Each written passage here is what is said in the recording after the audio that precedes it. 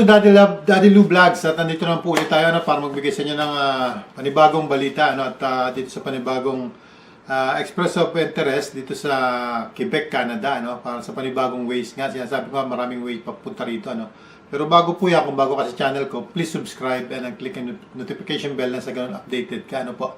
At kung magugustuhan niyo yung video na to, please give a thumbs up and please share na rin po So, ayan, at disclaimer po tayo, hindi po tayo agency or recruiter or humihingi po ng bayad kung kanino man. Wala po tayong hinihingi ng bayad. Tayo po ay hindi agency or may kaugnayan sa mga agency or recruitment. Okay. So, ito po ang topic natin sa inyo. Mga good news din po ito para sa ating mga nagnanais na sa mga nasa ibang bansa. Katulad ng mga nasabi natin, yung mga caregivers or mga kung ano man, iba pang mga trabaho na nakasara sa ngayon. At pwede naman kayong mag-try dito sa tinatawag natin na expression of interest ng Quebec sa migrating. Dito kung gusto nyo mag-migrate sa Quebec. Express your interest in migrating to Canada. Meaning po kung gusto nyo po mag-migrate sa Quebec, Canada, ito. Okay. If you're interested to migrate in Quebec, Canada, fill out and submit your expression of interest form in Arrima.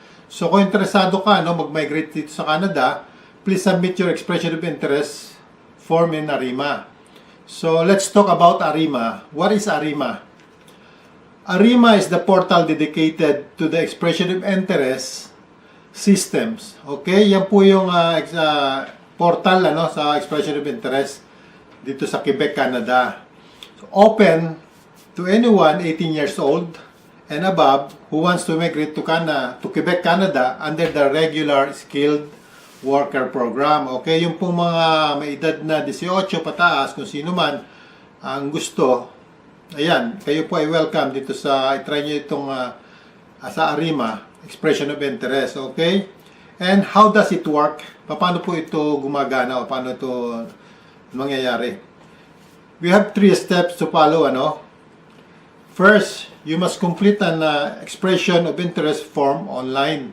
So, you have to, guys, fill up nyo yung expression of interest nyo form online. And enter certain information such as education, language, skills, results, and work experience. Okay? At yung number 2, and the ministry review the bank of expression of interest and they will issue invitation to you guys to those applicants who will meet certain criteria based on the labor market's needs in different regions sa Quebec. So yung pong mapipili at bibigyan ng invitasyon sa applicant dito po sa base sa labor market nila dito po sa iba't ibang rehiyon ng Quebec. So yun po yung may chance kayo na mag-go through. So yan po, those individuals can submit permanent selection of application and pay the associated fees pag na-invite na po kayo, nag-invite. Once you get invited, and then you applying for application, then you start going to pay the fees for the application. Okay, number 3 step. Application will be evaluated using the selection grid in effect. So yun po yung yun po yung kanilang programa. Okay, let's move. Let's move tayo we have some questions here that we're going to address about what Arrima and also to clarify those things that including on this program. Okay. Who is the Arrima portal addressed to? Okay.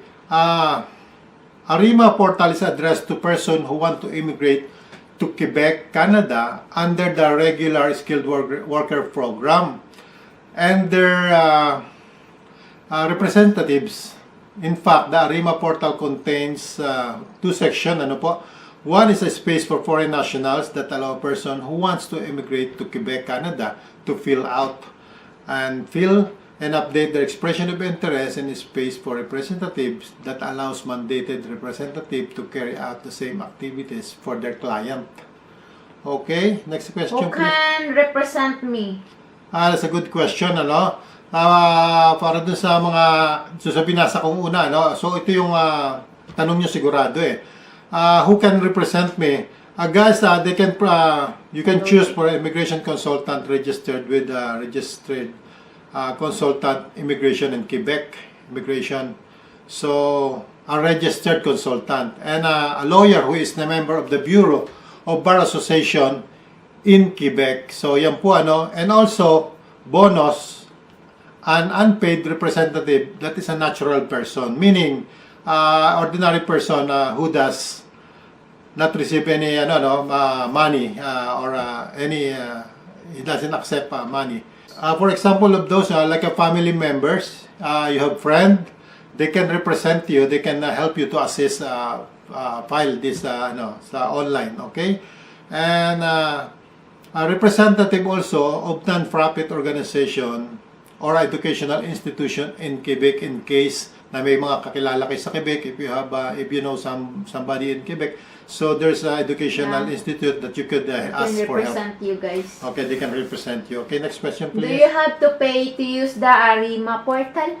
Arrima portal, the use of the Arrima portal is entirely free. So this is the good news, guys. So everybody could access this and try. So lahat po pwede nyo i-try yung may mga hawak na.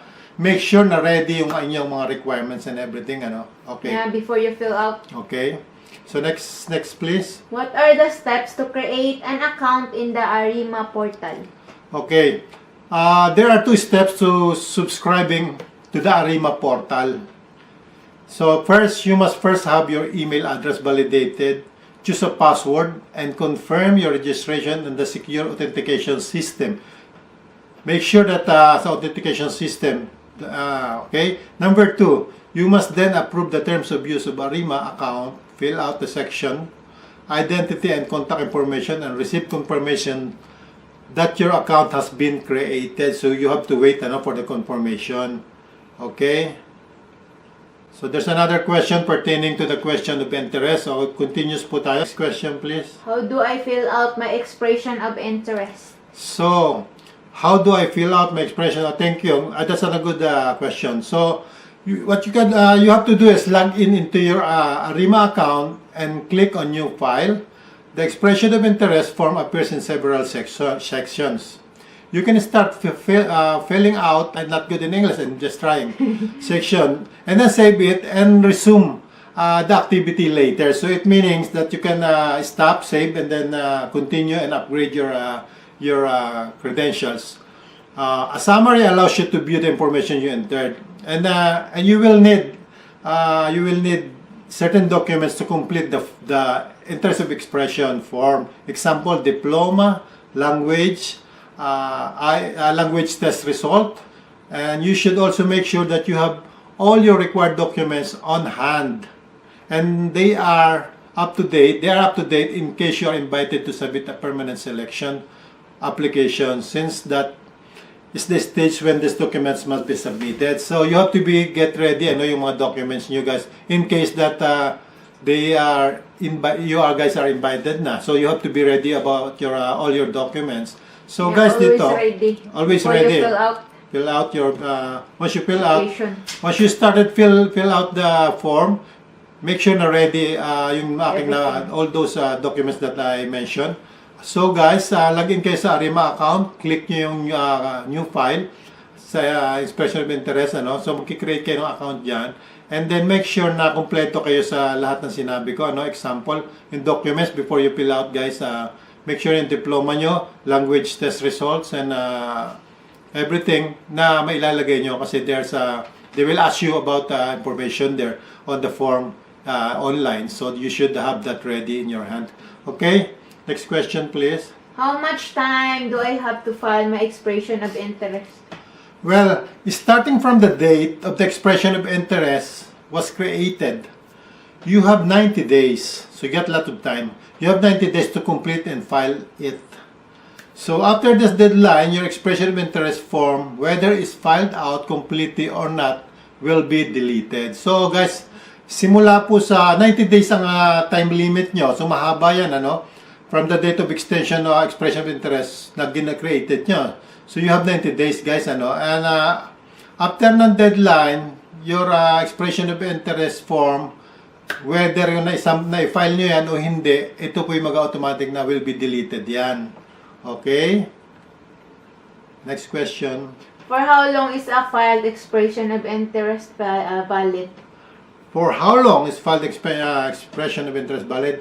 Once your expression of interest is filed, it will be valid for 1 year. It will become invalid after that time period. Okay, so 1 year, it will be valid for 1 year, and it will become invalid after the time period. So guys, may 1 year kayo, may 1 year kayong time. Next question, please. What happens after a file my expression of interest? Okay, after the filing of the expression of interest, there are 2 possibilities.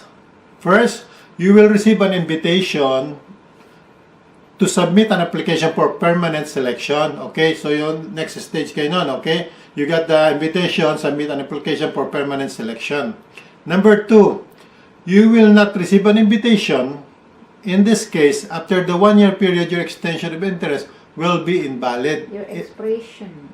It will be then possible to file a new expression of interest after na ma-delete na yun, after that you're not been invited. So, and then done yung year nyo. So, okay, then you're gonna make another one, I guess. Okay? If I am invited, how much time do I have to submit an application for a permanent selection? Okay, from the invitation, you have a 60 days to submit application. So, meaning you have time for that. Okay? Next question, please. What happens if my expression of interest is no longer valid after 1 year? Okay. After a year, no longer valid, your expression of interest, you can file a new one. You can file another new one after the expiration. Okay? Can I update my information after having filed my expression of interest? Yes, of course. Yes, it's possible. It is possible to update your expression of interest during its entire validity period. Okay, guys? During the validity period, pwede pa kayong update. So, in addition to that, you have to update your profile if, for example, there is a change in your family situation, marriage, divorce, new child, etc. And also if you are increasing, if you do the upgrade of your IELTS, so you can upgrade, you can always upgrade your profile. So, profile to increase your chances of being invited, okay? And it is your responsibility to ensure that your profile is always up to date. So kayo guys, responsible nyo yan para i-update nyo sa inyo, And then, please note po, that from the moment you are invited to submit, once you get invited to submit an application for permanent selection, your profile can no longer be updated. So, pag na-invite na po kayo, nakapag-submit na kayo ng application, hindi nyo na pwedeng galawin. Okay? Malinaw? That's clear? Okay? So, next question, please. Must I provide documents? Okay, must provide the documents. You do not need to send documents with submitting your expression of interest because it's online. It's online application file sa form. So online application, you have to get ready all documents, and of course, you have to submit all of these documents on these times, like the stage when your application is being reviewed. So, they will communicate to you at the time. So, be ready your documents mo. You have to be sure that you have the supporting documents follows doon sa mga application mo online. Okay guys, ayan at salamat po. Sana ay nakatulong sa inyo ulit ito doon sa ating mga OFW nasa ibang bansa natin, mga kababayan natin sa ibang bansa. I-try nyo po ito, try nyo itong Arrima, at yung mga credential naman na kaya nyo ilagay dito. Make sure lang po na ready lahat yung documents nyo, yung sinasabi ko doon sa video. Sundin nyo lang po yun, make sure na ready kayo. Kasi po, malaki rin ang charge nyo rito sa Quebec, Canada. So, comment below, at meron po tayo dito ng link, itong sa Arrima page portal, sa link namin, sa description link namin lalagay. Po. So, maraming salamat po sa inyo at good luck. Muli po good luck at stay tuned po kayo sa channel na to, na sa ganun ma-update at click nyo yung notification bell para updated kayo. No? Stay tuned lang po. At ganun din po, follow nyo ako sa Wilder Roots page sa Facebook. At maraming salamat po guys and I love you all. God bless.